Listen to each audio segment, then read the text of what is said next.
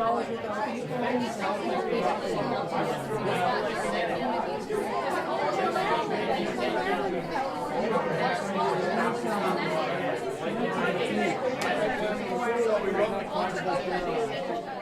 name is Jeff Bryan. I'm the Executive Director of the Open Pantry of Greater Lowell. We're just up the street from the inn here, and our mission is to just give out food to those who need it. Food for 23,441 people. So the Greater Lowell Community Foundation had a grant opportunity that we applied for.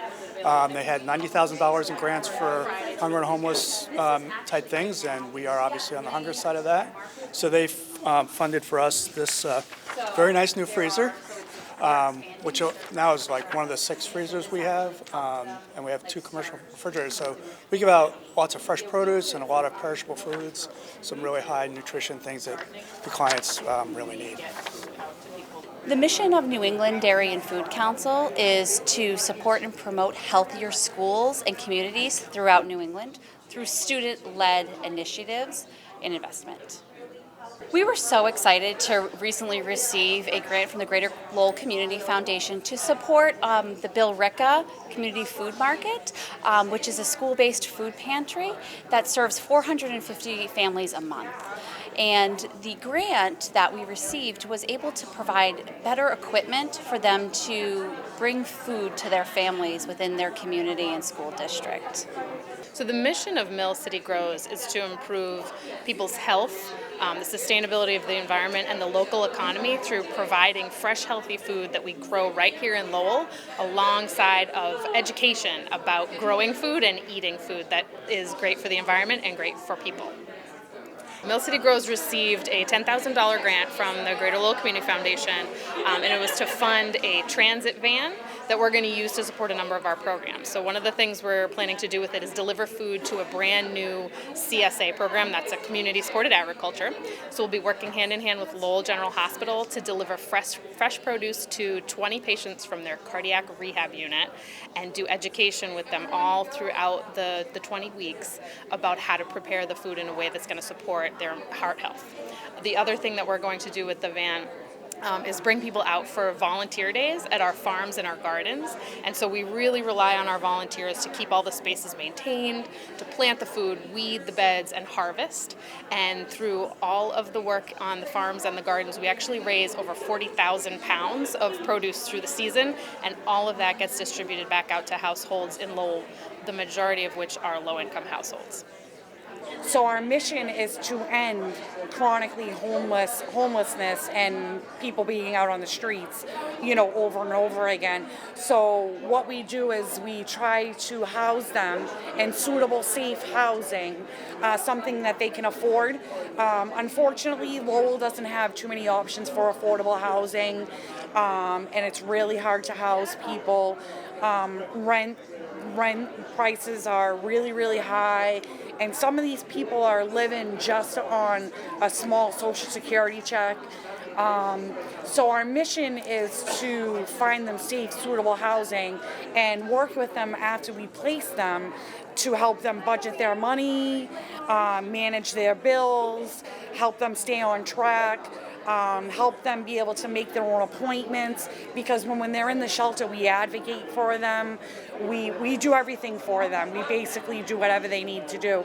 So we teach them and guide them along the way so that when they are finally housed, that they can do it all on their own.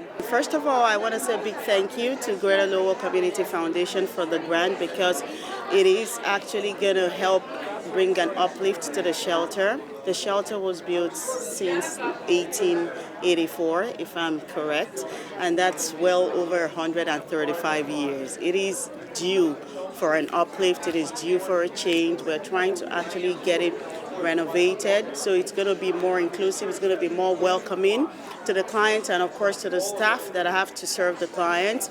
We actually want to create a more comfortable environment because they get to share their personal stories when they come in. We don't want it to have, to just be on the floor for everybody to listen. We don't want them to come in and be depressed. Your environment actually lifts your mood. So that's what we're going to be using the grant for, and we're so thankful for it. The organization is the Life Connection Center. And we are recently really focusing on spreading the word that we're saving lives across the table. We really feel that having a healthy meal is really important, especially for folks that are living in poverty or folks that are living in homelessness. And we found that through having a meal together and having that camaraderie, that it just creates a different level of trust. So we're able to talk about other services that they may need, things that they may need support getting to in the community. We also have an on-site clinic, a partnership with the health center as far as providing harm reduction services, meeting with the nurse. So we're trying to really build services, but it's all really focused around healthy eating, really complimentary meals on Appleton Street in Lowell. We're very, very grateful, and we thank you to all of the decision makers that helped with this grant. We got a grant for a vehicle. We purchased a 2015 Dodge Grand Caravan, and we're going to use that for homeless outreach. Currently, we are using staff vehicles, which isn't the best situation. Never know what's going to happen with that, but we're bringing meals out to the community. We're bringing health services out to the community. We're hoping to help people with doctor's appointments, making sure people stay connected. We're also doing some home visits to folks that are really isolated in the community, maybe groups of people that are living together in poverty that need extra support. So we're really hoping that with this van, it's going to give us just a lot of really flexibility, maybe some nights and weekends, checking up on folks, going to the encampments, things like that. So we're very, very grateful. So House of Hope is an emergency shelter that provides housing for 58 families, and we also have follow-on housing for families who've experienced homelessness. And we're here today to do with the internship program, which we have in House of Hope. We run 2 internships, one which teaches job readiness skills in our kitchen and one which teaches job readiness skills in our small thrift shop on Market Street. We were lucky enough to receive a grant, and the money was used to refurb the kitchen in the Fletcher Street location, and the kitchen is used to provide 3 meals a day to all our families who are in shelter. And the interns are able to use that oven and use that stove to produce all different kinds of food that they couldn't before. It's a pleasure to see such a wonderful crowd here this evening, despite the rain, and thank you for being here at our annual meeting. I'm Chet Szablak. I'm the chairperson of the Greater Lowell Community Foundation. The Community Foundation had a tremendous year in 2018. It was just another great big year for us. $5.2 million in gifts were received, many of which came from people here in this room. Thank you. $1.4 million was distributed to 210 nonprofit organizations in the region. $567,000 in scholarships were awarded to 263 students. The Community Foundation now has 365 endowed funds, and as Mike said, over $38 million in assets at this point. Since the inception of the Greater Lowell Community Foundation in 1997, $15 million in grants have been distributed in the community. We've got the chart here, which is to look at. This can provide you with a good understanding of where the $1.95 million in total funding was distributed in 2018. 34% went to scholarships, 17% to education initiatives. So historically and continuing, the Community Foundation really focuses on education, but it also focuses on other needs in the community as well.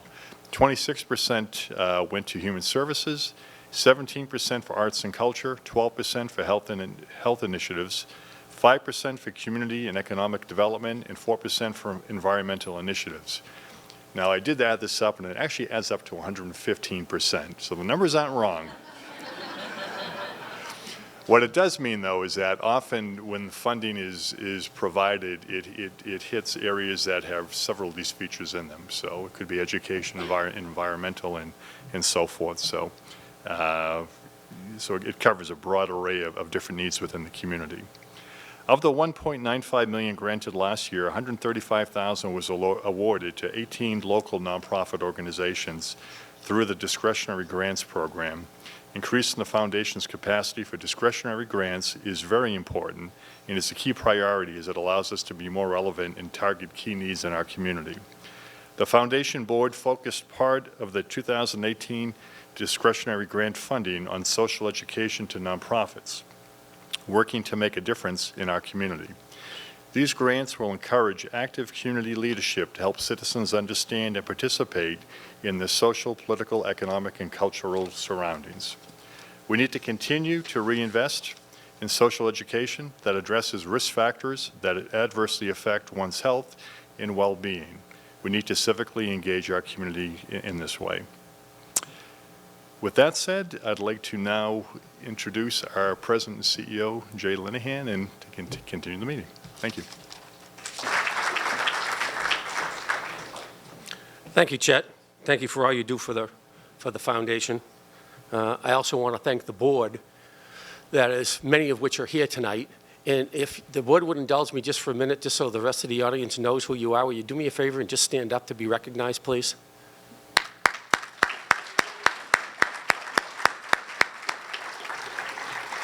I thank them very much for their leadership. I thank them very much for their support. Anybody who serves on a board, works for a board, realizes how important it is to have a good board that is behind you and supports you. You oftentimes do lots of different things, and some of them work out and some of them don't, and they're behind you either way. So thank you so much for all you do. I also want to thank the staff. This event, I'm hopeful everybody liked the event that we've put together tonight. These don't happen by themselves. Could the staff please stand up and be recognized, although most of you are already still standing?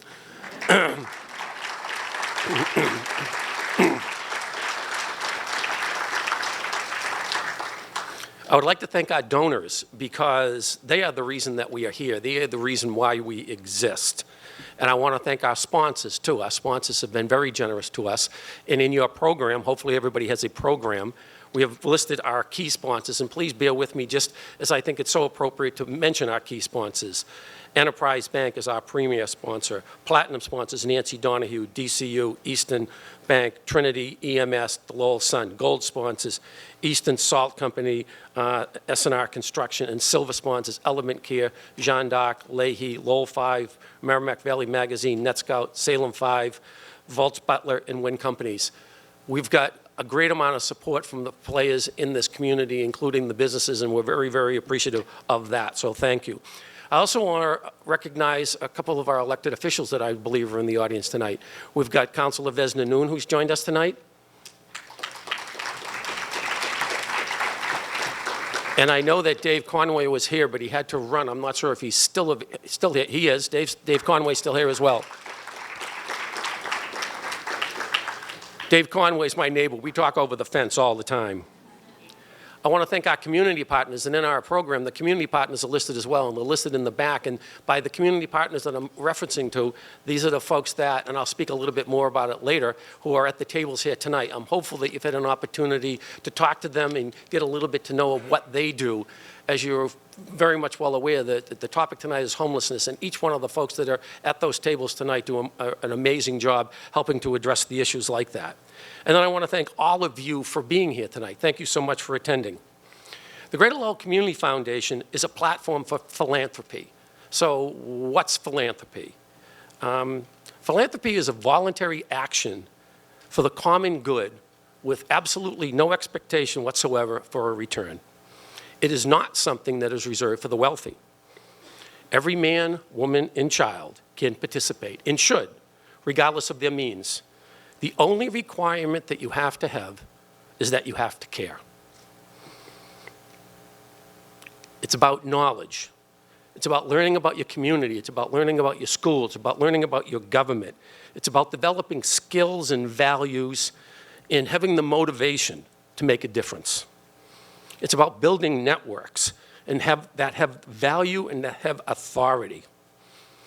It's about the people we know, and it's about the people we need to get to know, and what we do for each other, and the synergy that we develop to promote the common good. It's about our capacity, our individual ability and aptitude for participation in our community, a capacity that is exercised with knowledge and understanding, a capacity that is exercised to make a difference. The Foundation's mission, very simply, is to improve the quality of life of the people in our community through funding, leadership, and collaboration. Necessarily, it's the Foundation's responsibility to elevate philanthropy, to evaluate the needs in our community, and to convene our partners to facilitate the discussion by working with our donors, other funders, to achieve high-impact philanthropy to effectuate change. With the generous support of our donors, the foundation does this in a variety of different ways, and Chet mentioned a bunch of them earlier. We do this by supporting education, because education has been, from the get-go at the foundation, a hallmark. Education is the key to addressing so many of the ills that we deal with in our society. Just about a month ago at Lowell High School, we awarded a value in scholarships of $682,000 to 270 students, half of which were financial aid and half of which were the first time to go to college and 3/4 of which that had financial aid. Likewise, with regard to scholarships, we were very pleased that recently the custom MMIC design services out of Chelmsford has started a scholarship with us to promote STEM with women. They've pledged close to $250,000 to do that.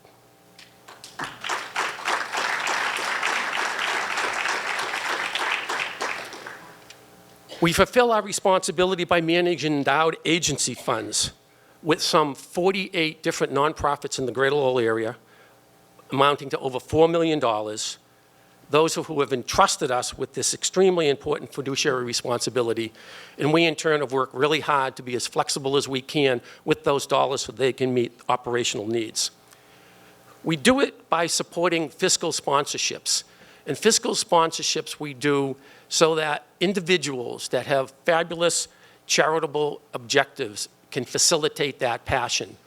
They come to us and we set up the back office operation for them to do some of the things that they really want to do. Leaders in Lowell is 2 young kids from high school who wanted to engage in civic education. They came to us, we set it up for them.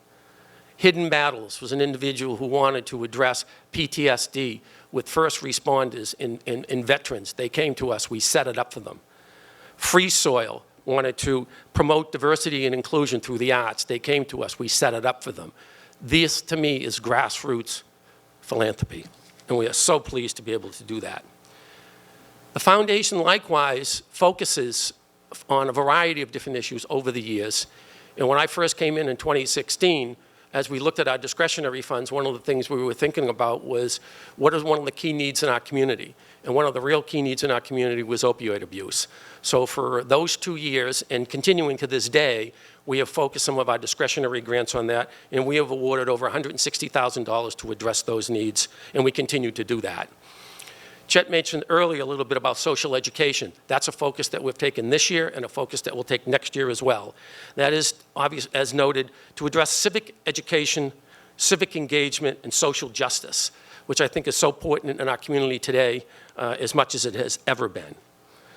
To address another key community need, the foundation recently awarded $90,000 to 11 area nonprofit organizations through the Help Alleviate Hunger and Homelessness in Massachusetts campaign. This one-time generous grant was made possible by an anonymous foundation out of Boston. 6 of those individuals, which are our community partners here tonight, were recipients of those grants who worked tirelessly to make an impact on the issues that face our community. Homelessness. Homelessness is an issue in the downtown, specifically with regard to the single adults. This has been a growing problem, is well documented, and is not only an issue for the City of Lowell, but across the state and the country as well.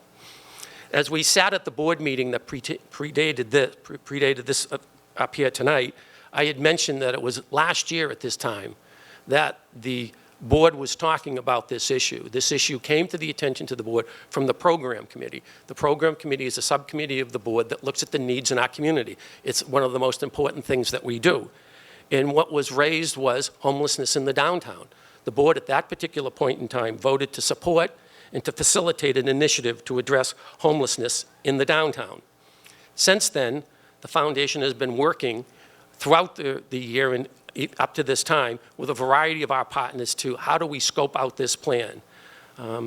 Earlier in this year, there was a group that was brought together under the adept leadership of the city manager, And I could go into what that is, but I'm going to let her do that. And you're going to hear from her in just a moment. So at this particular point in time, it is my great pleasure and honor to introduce the city manager, Eileen Donoghue. As many of you know, Eileen was sworn in as Lowell's first female city manager in April of 2018 with a unanimous vote.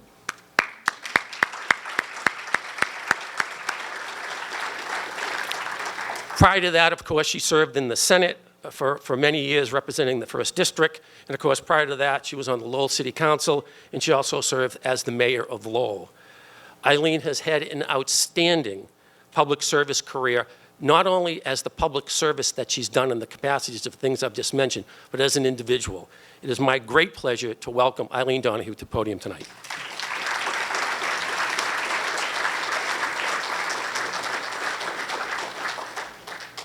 Thank you. Good evening, everyone. And I see we've been joined by the mayor of the City of Lowell, Mayor Bill Samaras.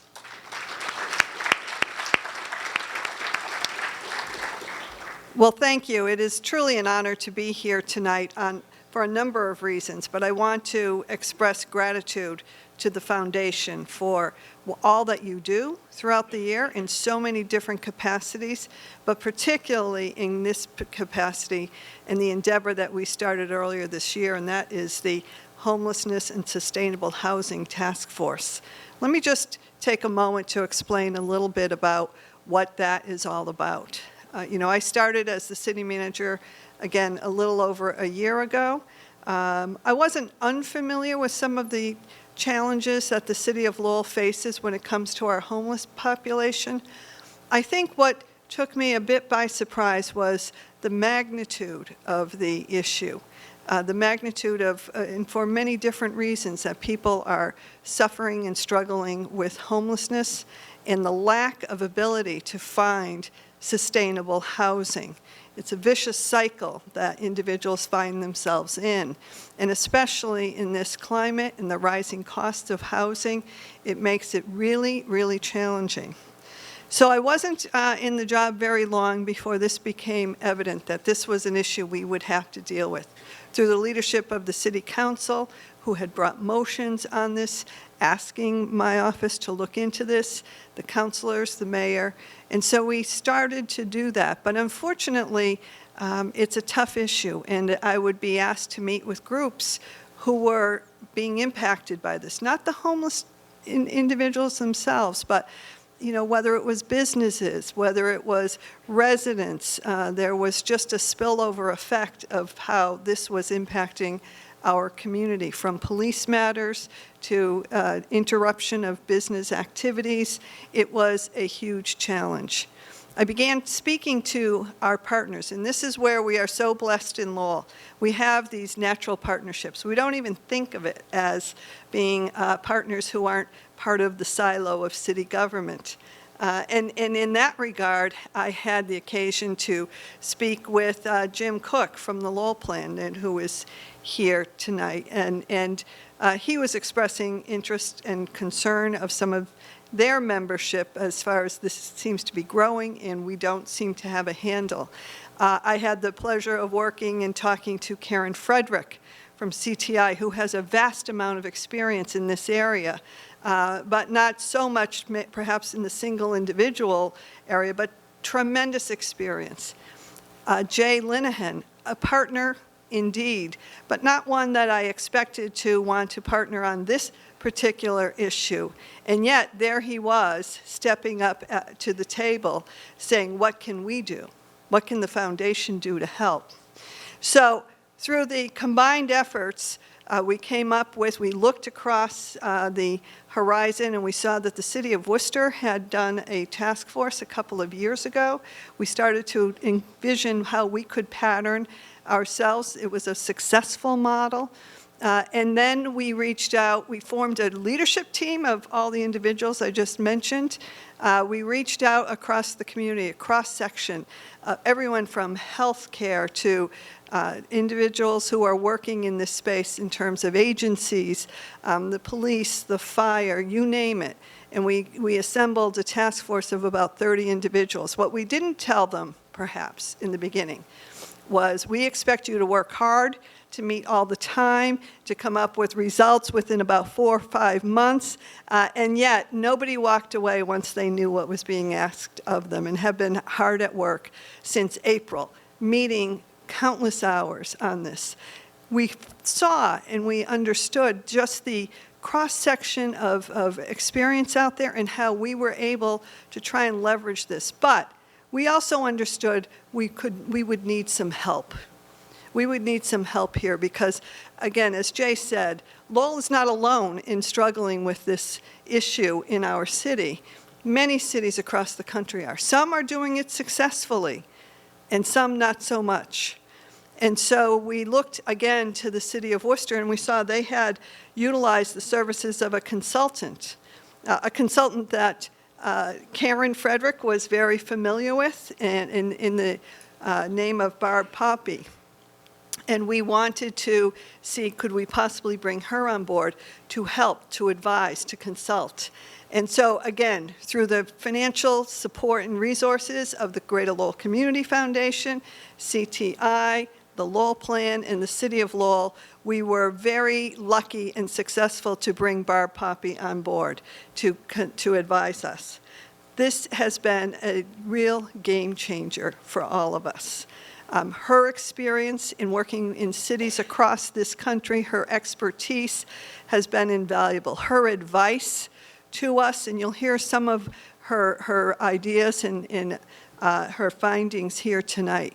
But one thing that became abundantly clear, the system as we know it, that is tasked with taking care of homelessness, especially when it comes to single adult individuals, is broken. It needs to be fixed.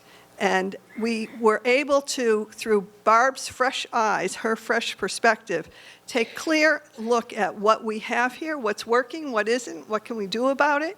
And for the first time in a long time, I think we are seeing a lot of work ahead of us, but great hope that Lowell can be the city that tackles this issue successfully, that will tremendously benefit the homeless population, number one, to get them into sustainable housing with services, treat them in a humane manner.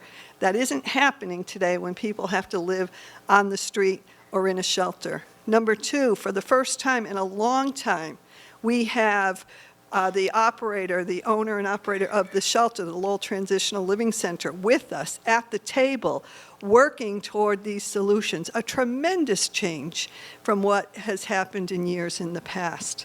But without Barb's leadership, we may be out there stumbling in the dark, trying to find well-intentioned, want to do the right thing, but just are not exactly going about it the right way. And so we have learned so much from her to date. We are so lucky to have her here, and I just want to share with you some of her, and believe me, when she comes to town, you got to clear your calendar.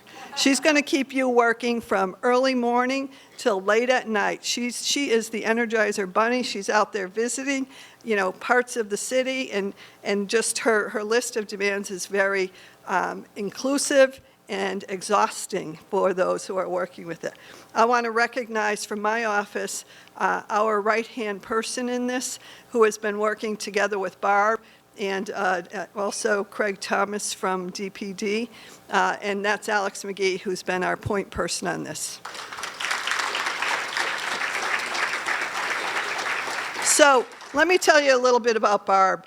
Barb is the founder of Barb Pope Associates and the former executive director of the United States Interagency Council on Homelessness. She's a nationally recognized expert on homelessness and a results-driven public-private partnership. And that's the key that we are going for, the formula that we are following. She established her own company in 2014. She also served as the executive director of the United States Interagency Council on Homelessness from November 2009 until March 2014. During her tenure, she oversaw the federal response to homelessness by working with 19 federal agencies to create partnerships at every level of government and with the private sector to reduce and to end homelessness. In June 2010, Barb Pope worked in 4 cabinet secretaries announced Opening Doors, the nation's first ever comprehensive federal plan to prevent and end homelessness. She served as the executive director of the nationally recognized Community Shelter Board in Columbus, Ohio, from 1995 to 2009. She holds a master's degree of science in, and this is easy for you to say perhaps, Barb, but epidemiology. Am I getting that right? I'm not. You'll correct me. From the University of Cincinnati. She is a frequent national, state, and local speaker on homelessness and serves on the national health boards of the Enterprise Community Partners and the Seymour Institute for Family Stability. Please join me in giving a warm welcome to Barb Pope.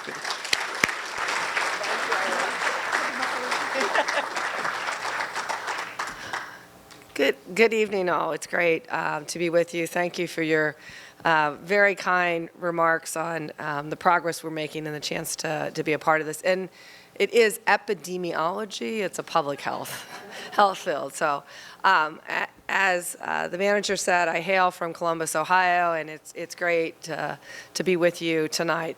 I have a number of pretty wonky slides, which I apologize for, but I promise you I'm just going to give you a taste of some of the work that we've been doing as a task force. And I also want to help talk about some of what I know about homelessness across the country and how that applies to your work here. So I think, as the manager has described, we have been focused on single adult homelessness. We're looking comprehensively across your community, and the intent was really to bring people together, facilitated dialogue. We have this really awesome leadership team, and supporting the leadership team, there is a large number of others. Many of you who are in the room have been a part of that. If you would all just stand up who've participated in any part of the task force or the steering committee or any of the planning committees, I think that would be great, because this is a community effort. So if you all would just stand up and be recognized.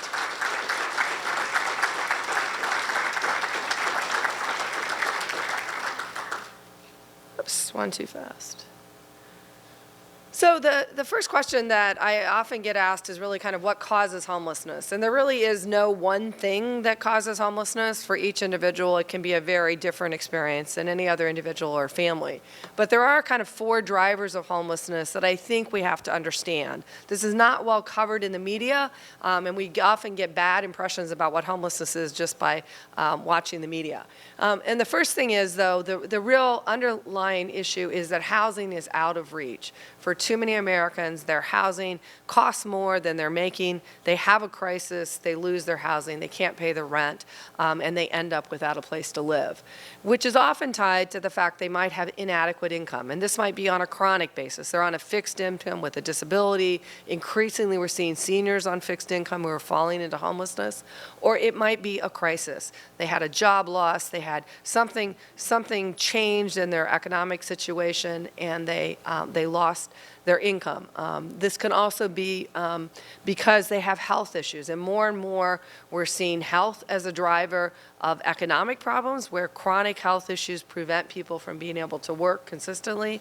But it can also be a crisis that the number one bankruptcies are caused from health issues. That connects back to income and housing. And then finally, domestic violence and interpersonal violence is too often a precipitator. All of these are causes of homelessness, but the other thing that happens is they're often a consequence of homelessness. So if you become homeless, you're more likely to be traumatized on the street. You're going to potentially be assaulted. You're going to experience the trauma and the crisis of trying to figure your way out. So I think in all of these areas, I start to think about homelessness as both caused by these, but also a consequence. It's really hard to keep your job if you're outside in a tent, or if you're in a shelter that has kind of rigid rules and it doesn't match to it, or your employers aren't really understanding of it. So we need to think about homelessness really as a complex issue that's interrelated, and there's no one cause. So as the manager said, we know there are communities that have been able to really crack the nut on homelessness.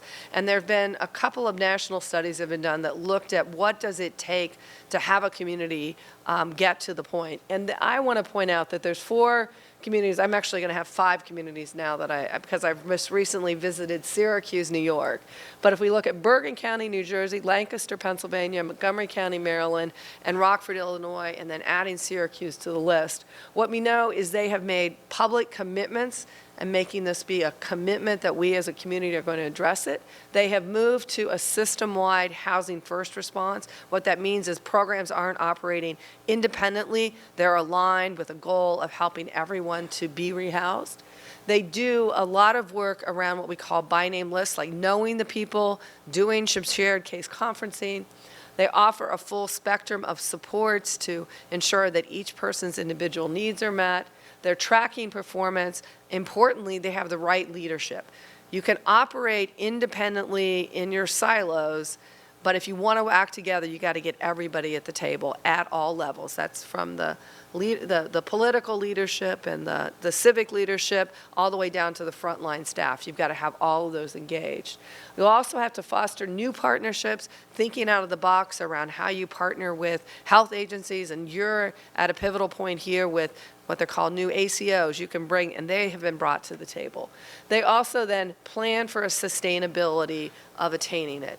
It's really important not to solve, it's important to solve homelessness today, but it's equally important to have a plan to do it in the long term, because in this economy and in the world that we're living in, people will continue to experience a housing crisis. So you have to have a sustainability about how you're going to do it. It's not the problem of the day, you solved it once, it's gone. This is going to be a continuing issue that you want a community response to.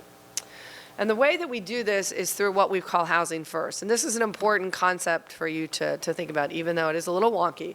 So traditionally, we had, in the homeless world, we said, look, what we need to do is we're going to help an individual, and we're going to fix them, and then they'll graduate to housing, and then that will be the solution. Well, we actually discovered that did not work to try to fix the individual. What actually works is putting individuals in housing, providing the supports that they need. They will succeed, and they will not return to homelessness. This is remarkably more effective than the old housing readiness model. I've been doing this work for a really long time. I was a believer in housing readiness. The data showed me I was wrong. We implemented the programs, and from firsthand experience, I could also see that it was wrong. So it's taking a different approach. We're not trying to fix the individual. We're trying to get them to housing, because in that housing, then they can take access of what they also need to be successful in the community. On a systems approach, some of you are probably systems thinkers, but you want to think about how you have people flow through a system, and this is a community-wide system. You can have the best nonprofits in the world working in your community, but if they're all working independently of the large systems, you're not going to see response. So this is getting organized as a community response system. We want to look at a set of key metrics. We want to see decreasing unsheltered homelessness. We want people to have short lengths of stay if they are homeless. We want people to exit to stable housing. We know if they exit to stable housing, they rarely become homeless again, and that we can track those returns to homelessness. The keys to success are having an effective crisis response system that helps people avoid homelessness whenever possible and provides crisis relief when needed, but there also has to be a housing solution. So the second pillar is really around housing solutions that are making the right set of matches and in having an adequacy of a housing response that solves the problem. And then the third piece is you really do have to be aligned, and this is tough. Remember my 4 boxes? I said it's related to housing, it's related to health, it's related to income, it's related to violence. Those are problems you don't solve independently. We've got to have a system that aligns those, that aligns the funding, that aligns the planning. And so that's what we're working to with the task force, is a set of crisis response solutions, a set of housing solutions, and being sure that we have alignment. So kind of you know these things, but I just wanted to I was encouraged to kind of share with you. The first part of the process that I did is I did a number of interviews and listening sessions to kind of understand, like, what was it feeling like in Lowell as you explained it to it. And so what I heard is that homelessness was increasing. It was believed to be more visible than it had been in the past, that you were seeing rising rents, and there were also some other things going on. There's an opioid crisis underway here. Other systems are contributing to homelessness. There's a lack of a 24/7 shelter. The shelter that you have closes during the day. The opportunities of where you wanted to do is you need to build more housing, build more housing, build more housing, develop some partnerships with landlords, more collective responses together, and then improving the operations and services at the Lowell Transitional Living Center, which, as the manager said, they are here with us today. They've been with us across the whole process. They're committed to advancing the efforts. We also talked about the opportunities. You've got a lot of other issues kind of in my 4 boxes that are going on, but they were operating independently of addressing homelessness. So leveraging the opioid task force, partnering with the university. I heard this, that you've been really successful at expanding UMASS Lowell, but what that has put pressure on is the housing market, because that gets turned into student housing. So is there a way to think about this differently that doesn't result in the displacement of low-income people? So anyway, there's a number of themes that kind of come out from this. What I wanted to share just real quickly is just so you understand the real mismatch that goes on between housing and people's income. So this is data for your community. And to get an efficiency apartment, you have to make at least $18 an hour and work 40 hours a week. If you need a 1-bedroom apartment, you've got to earn $21 an hour and work 40 hours a week. If you are only working minimum wage, you're going to have to work respectively 67 and 77 hours. So you can see the local economics of housing and income are very much mismatched. If you're on disability assistance, which is the SSI payment, you can afford $259 a month in rent. There aren't many apartments out there, if any, that rent to someone who's disabled at that level. So you fundamentally have this economic mismatch, regardless of anything else that's going on in a person's life. Just have to understand there's a structural mismatch. The other data I looked at was evictions, and these 3 bars on the left is red is the comparison of eviction rates in 2016 for Massachusetts is red.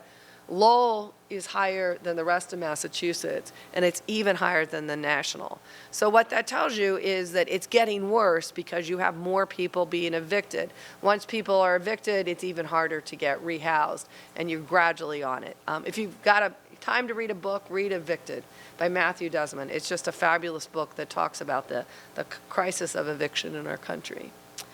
The other information that the city has been able to collect, I think this was through the police department, is where encampments are located. So it's on the city's radar as to where these are, and you can see they're at diverse locations. They're not all concentrated in one place. They are across the community.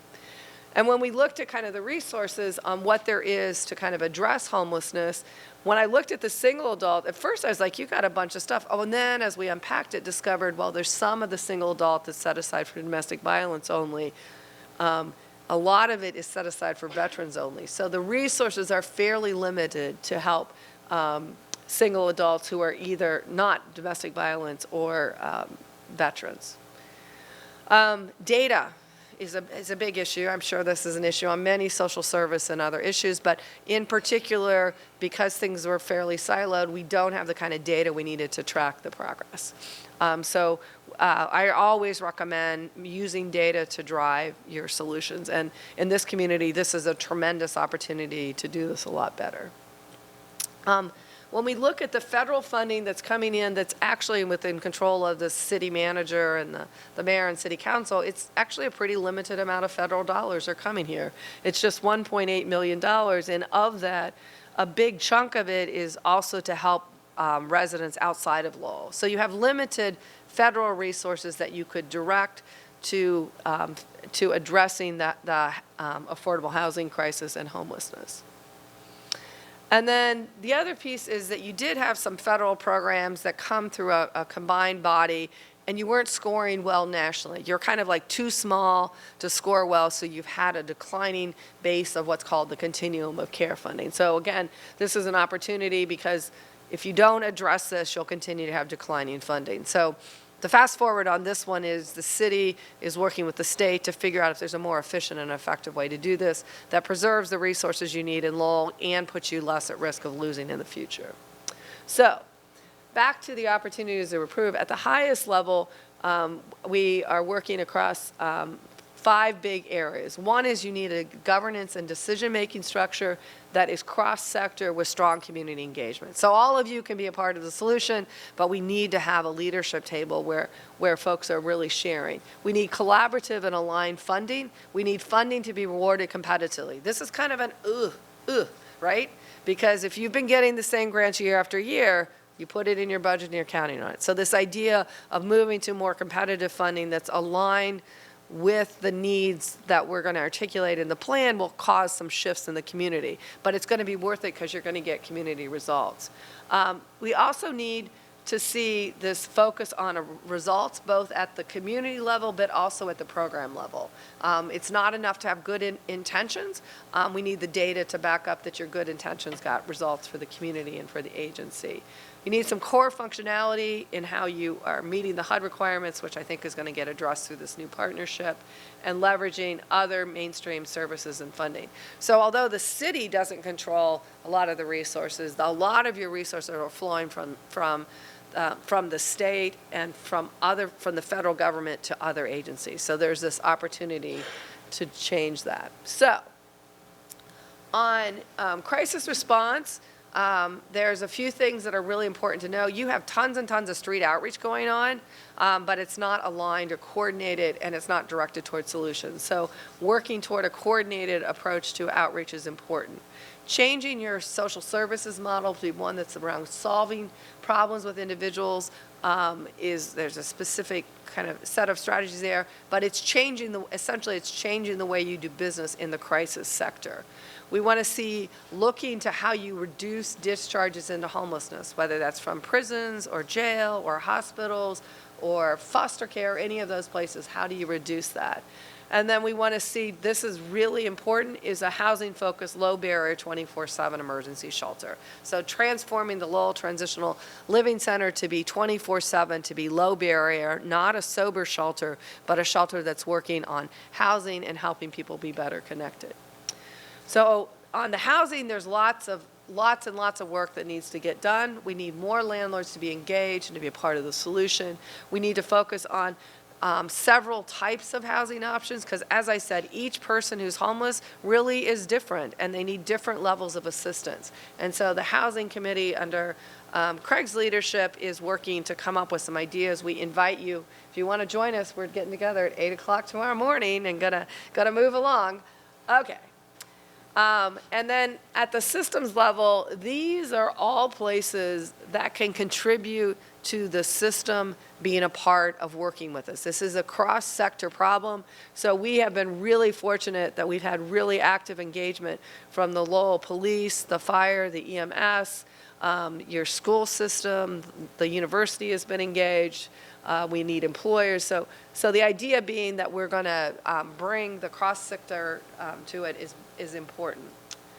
And then we really got to improve civic engagement. The narrative that's going around about homelessness in this community is a false narrative. The reality is you can solve homelessness.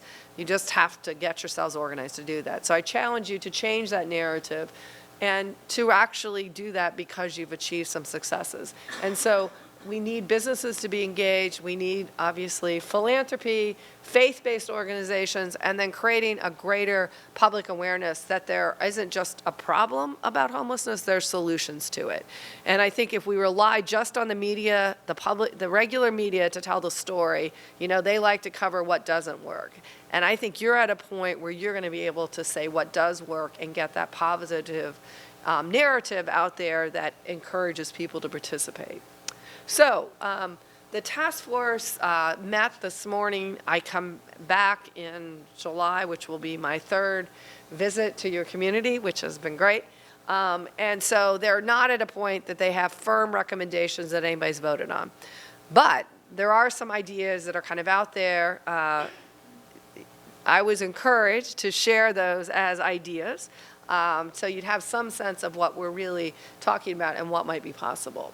So The first thing is, in the short term, is this idea of having a collaborative and accountable leadership group, as has come together for this task force, is continuing that into the future. There's a lot of positivity about the folks who come together, and there's an expressed willingness that we can all be part of solving this together.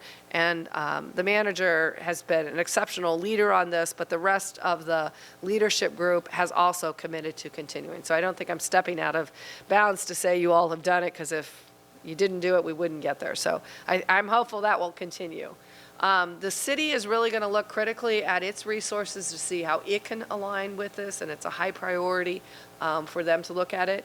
You have this new accountable care organizations that comes out of your healthcare system that's got some new flexibility and new partnerships. And there are a few accountable care organizations. I'm looking at Sue Beaton because she knows more about this. 17, and many of them that are working in this market have been engaged in this process and can bring some new resources to this problem. You have the ability to really coordinate crisis services. We have had willingness expressed by outreach providers, by Lowell Transitional Living Center, and others to really figure out how you coordinate and collaborate. You don't want to just keep creating a crisis response in your community, just adding one more program at a church or a rec center, because you got a lot on the front end on the crisis. They're just not organized in a way that gets it out of here. So this idea of coming together. Lowell Transitional Living Center is really exploring whether it can become a 24/7 low barrier facility and improving the resources in partnership with the community. They could make all of the changes that I have recommended to them, and it wouldn't solve the problem. They're going to need all of you to be a part of that transformation as well. We are looking at all of the ways we can create some new permanent supportive housing for those who are chronically homeless. This is long-term rent subsidies with services that can be kind of knit together to provide a stable platform. That's going to require a lot of creativity from Karen's team at CTI, the SMOC folks. We've got just a number engaged in this, Craig and his team at the city. We also know that the best realignments will probably mean there's still some gaps in what's needed. So I just want to put out there, you probably are going to have to find some new resources because you have such a shortage on the housing side that just realignment alone isn't going to get you across the finish line. So no, there's going to be some flexible places in particular where government dollars can't be leveraged or put into it. In the long term, what I would envision for you have a fully functional crisis response system and a housing stabilization system so that people who fall into homelessness are helped to avoid it wherever possible, that if they do become homeless, it's a very short period of time and they exit to stability and not return to it. So having a system that can help all of those individuals is going to be possibly put in place. You will need to develop more permanent, supportive, and affordable housing. There's developers being engaged in this conversation, but the more the merrier. We need all the help we can get. And then it will take a while for the Lowell Transitional Living Center to complete its transformation because it's going to be part of this particular process. So in the long term, I hope you can look back on this, and what you will see is that you have fewer people who are unsheltered and outside. There's more people getting the help that they need, and when they do fall into homelessness, they're exiting and they're stably housed. So I think it's within, what I want to say is your community, it is within grasp of doing it.